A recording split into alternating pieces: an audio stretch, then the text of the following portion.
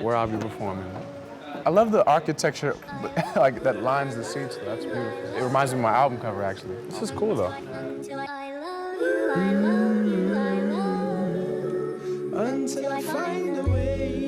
Hello, my name is Masego.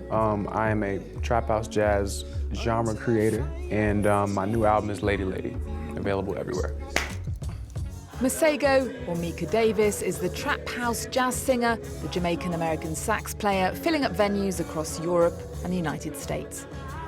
The tour comes after his music scored big on YouTube, one of his songs getting as many as 55 million hits.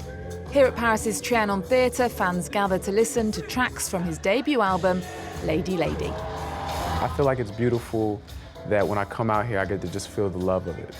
So not to sound corny, like friends, love, but I mean, honestly, the shows are very loving. Like the people really know the lyrics and the little intricate parts, so I love it out here. You love me like no, you love me like oh, you say it. You love me like yeah, you love me like no, you love me like oh, you say it. Masego, Lady Lady is your first full-length album. It's a meditation on women, strong women, women that have been in your life, women that you've loved and you've lost. Tell us about these specific ladies. I see it more as like the different time periods of my life. That started when I was in middle school with my middle school teacher. It was my middle school substitute teacher. She came in with a binder with Jazzy Davis on her binder, and I had a crush on her. So like when it was my turn to decide like what my related art was gonna be, I chose to be a saxophone player because I wanted to really impress her. And by the time I got like decent at playing saxophone, she was already gone because she was a substitute teacher. So that was like one. Her name was Miss K, if we can find her, I guess. But when I was in high school, I got introduced to Jamie Foxx by this young lady, and I saw his stand-up. It was Out of the Foxhole. It was a stand-up where he's performing and he's like, doing his like comedy bit, but then at the end he cops the keys and starts playing and like making up funny songs. So then at that time I wanted to become a keys player and just continue with my just natural jokes that I would do out in the DMV area. And this other woman in college, she put me on, it was a cheerleader named Jasmine. She put me on to Kimbra. And she was an artist that was using live looping to like sample her voice and perform it live.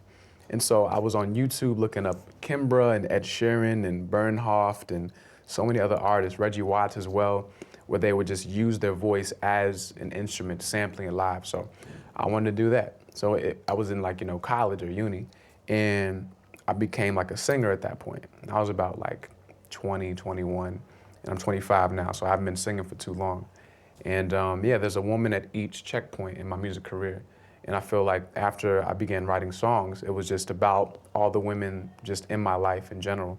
And that kind of carried out through with this album, Why the women in your life and not the men? Why are they more of an influence? You have to go with what influences you, I never stopped to think about it. I just know what's real to me. And I know the influence a woman has is just authentic. So I just have to write about it. I need me a sugar mama, old lady, foxy mama, sophisticated. Sugar mama, old lady, foxy mama, sophisticated. Old age don't mean nothing to me. Wise men said age ain't nothing but a number.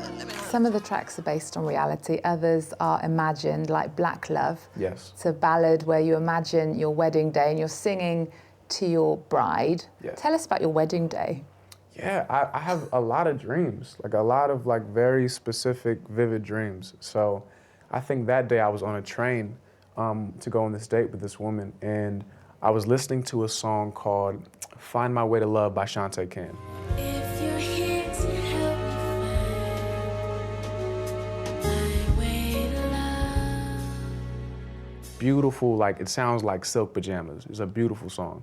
And so I was listening to that, fell asleep while listening to that. And I wrote the song in my dreams, essentially. Not to sound, again, too corny and whimsical, but I mean, it was I had to get out of the way of the record because it really wrote itself. And I kind of imagined just like the colors and like the people there and just the nature and the fruit trees and all that. It was just this real dreamy like day. And It's my mother's favorite song, so I was happy that it made the album and everything. But I guess it's just seeing in the future that I can reach that level of love and sincerity and unconditional love. And a friend of mine defined love as successfully implanting need in another soul. And that's kind of like how I saw that level of song, like, you know, like one day you'll actually accomplish that level of love. There are a number of features on Lady Lady. Who's your dream collaborator? Oh, a dream collaborator? I think, man, for some reason right now, I'd love to work with Janelle Monáe. I feel like her mind, just from how she dresses to her music videos and ideas, I like people that'll kind of pull on me creatively, and I feel like she'll definitely do that. So one day that'd be nice.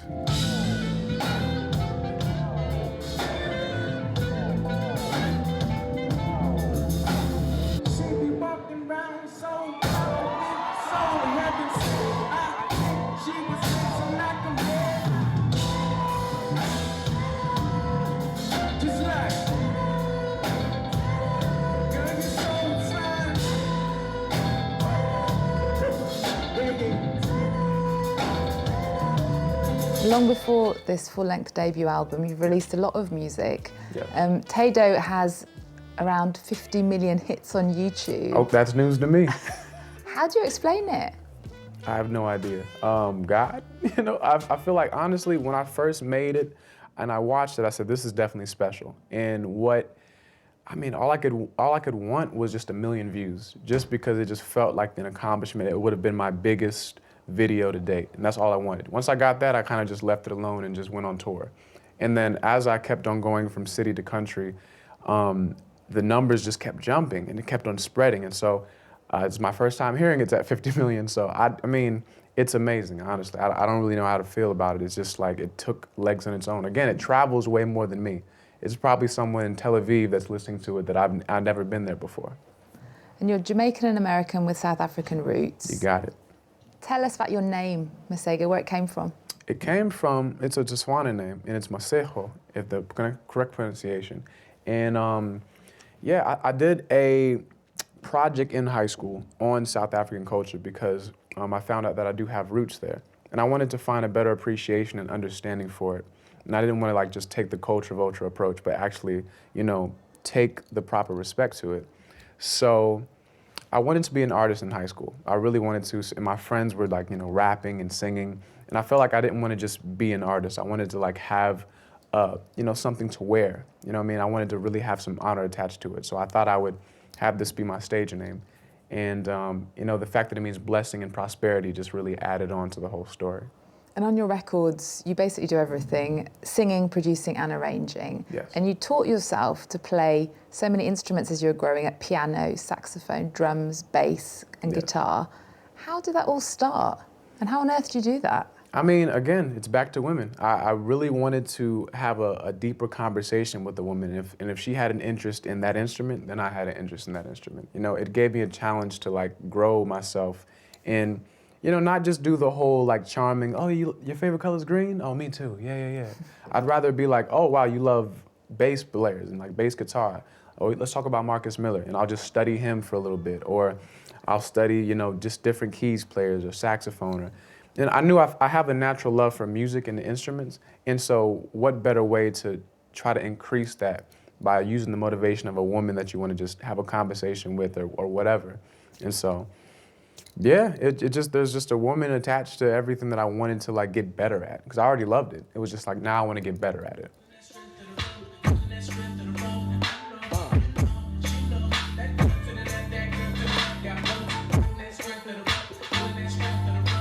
We're going to talk about a man now, DJ Jazzy Jeff. It's my uncle. You started working with him around 2 years ago. Is that when it started taking off for you, do you think? I don't know, because my whole career's been just like this steady incline up this way, which is beautiful. But I mean, he played such a very specific like role in my life. He gave me such mentorship, and he shared so many stories with me, and I mean, he fed me a lot. Like, his house has all types of food. Like, he can make some waffles. Like, I really love his waffles that he cooks from scratch. And popcorn.